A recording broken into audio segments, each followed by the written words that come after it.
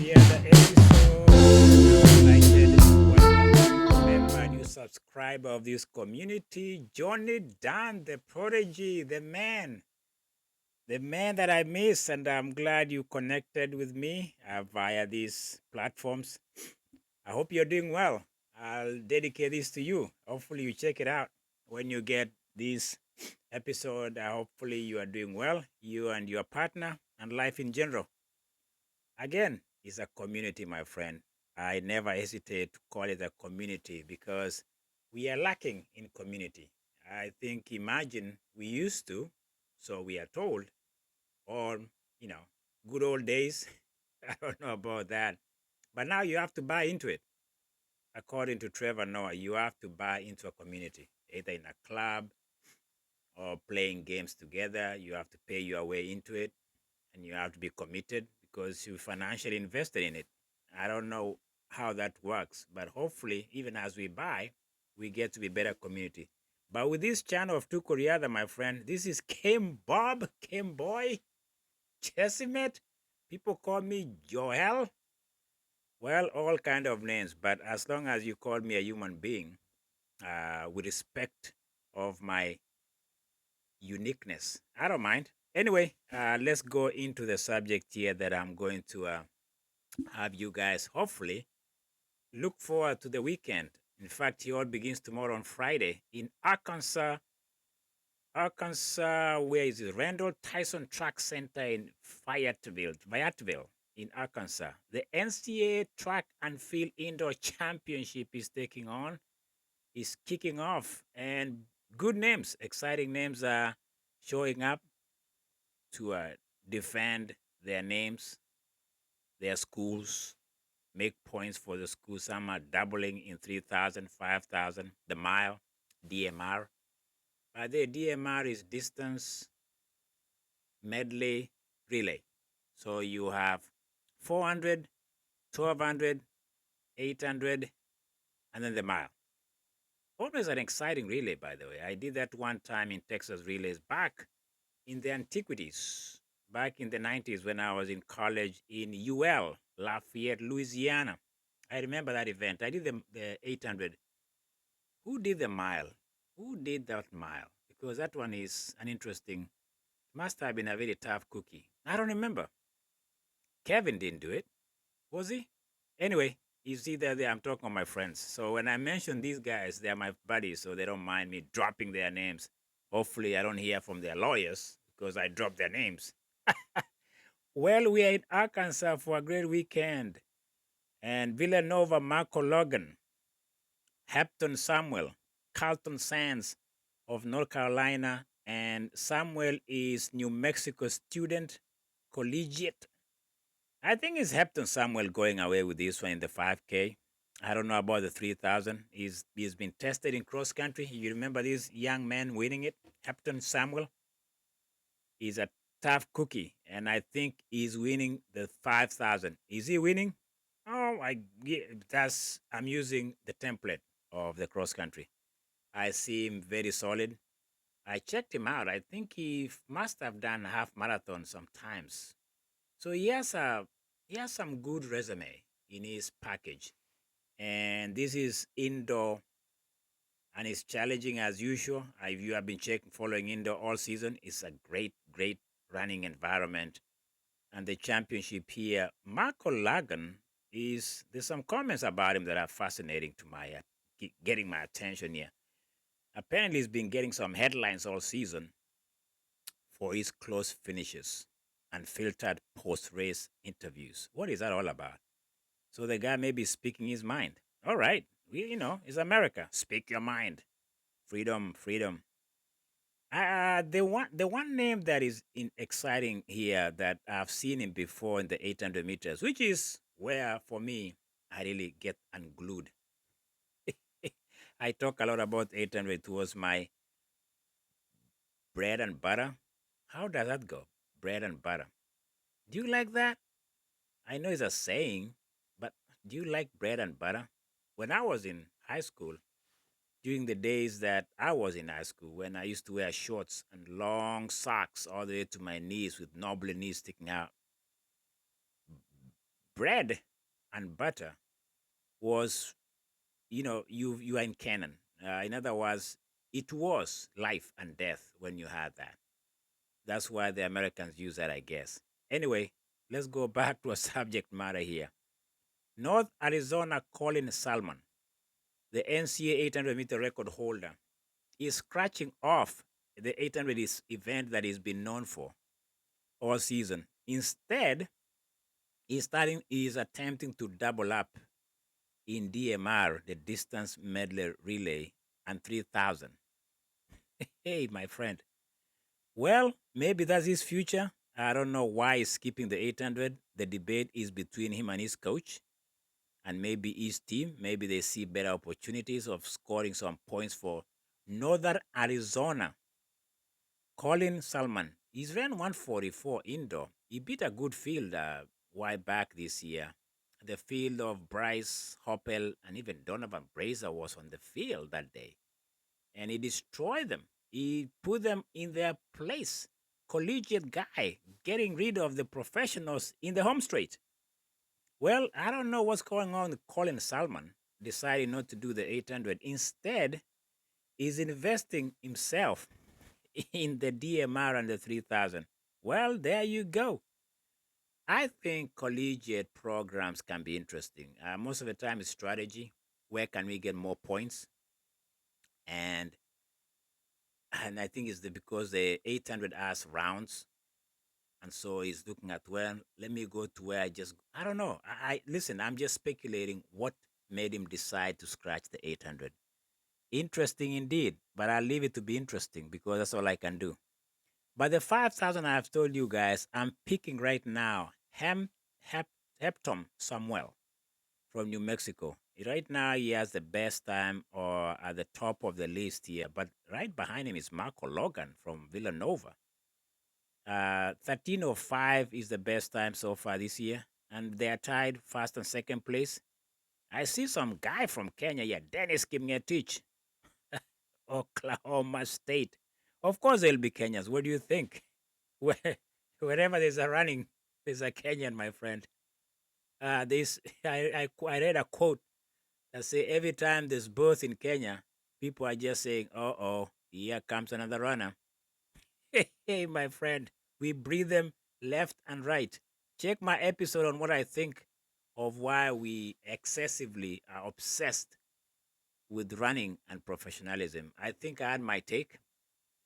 I stick to my take. I think money is an incentive for many Kenyans, and it's driven us to a point whereby we are totally almost addicted to money. Is a problem. I think we can diversify. Um, yes, it gives us income. These guys earn a lot. I was fascinated reading a local. There's a local, very sensational uh, Kenya Pulse. They talk of sports. It's kind of website Kenya Pulse. I go there a little bit to check what's hot. There's one thing I say this in my episode: how Kenyans always highlight income and money. We are an obsessed nation when it comes to money. We talk a lot. Like, for instance, I read an article. There were 3 articles on that website that was talking about the guy Kimani Kamau in LA Marathon and the drama and the fact that he lost.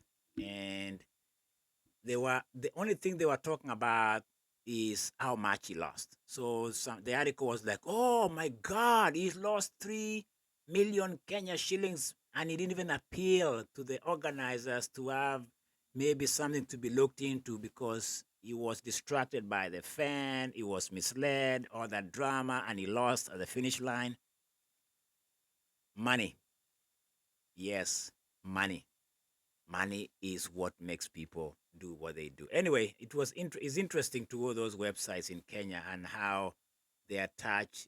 They're always exposing. They're always talking about how much these athletes are making, and when you do that, you are exposing them to what has become an addiction, and what drives many Kenyans, as I say in one of my episodes, is the reason why doping is becoming another form of saying, you know what, whatever it takes to make that money.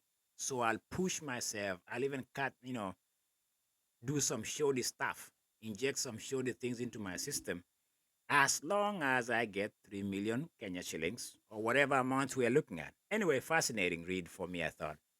Oklahoma State again as Brian Musau, the defending NCAA indoor outdoor 5,000 champion. But he has been injured this winter and he's not running as at NCAAs in his absence. There's three men. Oh, so he's not running. Oh, wow, the defending champion. I missed that. Brian Musau of Oklahoma State. Well, I'll end by talking about something that is I've been talking about earlier, which is the rivalry or the so-called rivalry between Jane Hendegren of BYU and Doris Lemgole of Alabama. I don't think there's rivalry between those two. The gap is too big. The numbers of victories favor Doris every time. Head to head, all alone, it doesn't matter. Well, the only thing people are looking at is that on paper, Jane Endegren has better time in 5,000 specifically. Let's talk of 5,000.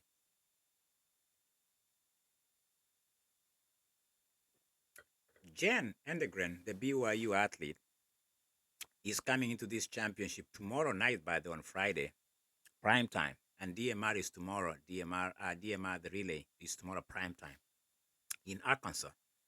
2 hours ahead of us right here, right? So I might catch the tail end of it. Oh, tomorrow I'm out of town. Forget it. It's my lady's birthday. Come on, people.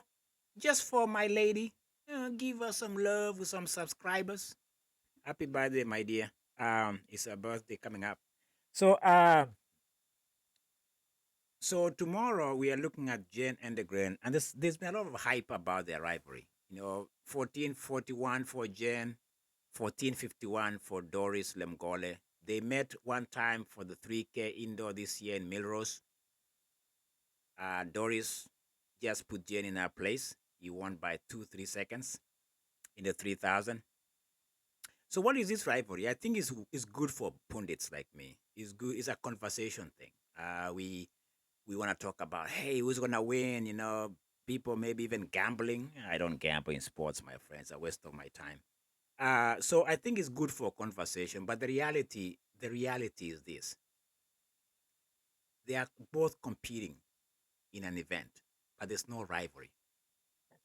Can we squash that word rivalry? Rivalry means you are exchanging victories once in a while. Doris takes the day when she has a good day. The next day, time maybe is Jen. But that hasn't been happening. Doris has the numbers on Jen every time. So, in cross country, we saw it. It was a good gap. In 3,000 last time they met, decent gap. Tomorrow night, 5,000. What is your prediction? You can comment if you want, and you can give me your take. It's always nice. Can I say this without sounding arrogant? It's Doris Lemgole winning for the sixth time in the 5K tomorrow night. She's a six-time indoor NCAA world champion again. Yeah, sorry, but I'm a party spoiler. People are looking forward to seeing it. Something strange can always happen. There's always those elements we cannot foresee. But as a prophet, like I say, my name is Joel at one point. Sometimes I call myself Kimboy a lot. I think I'm going with Kimboy, and so I think I'm gonna go to the law courts of America and change my name to Kimboy. I think Joel was imposed on me. It's not my real name that I really get a kick out of. It sounds very. It's like saying whatever, man. Anyway, I've had it for so long. But anyway, thank you to my mother and my parents who gave me that name. They had no choice.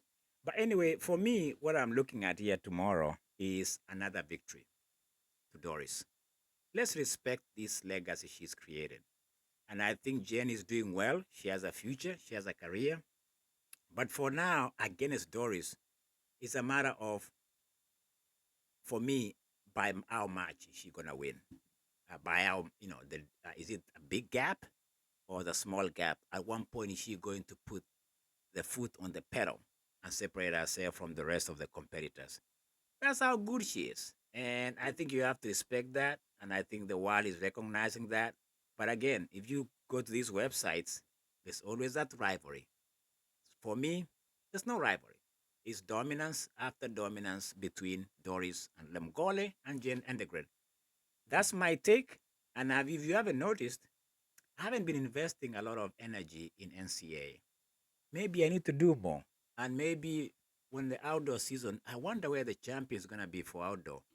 If he's going to be in Eugene, again, I'm looking forward to doing the U20.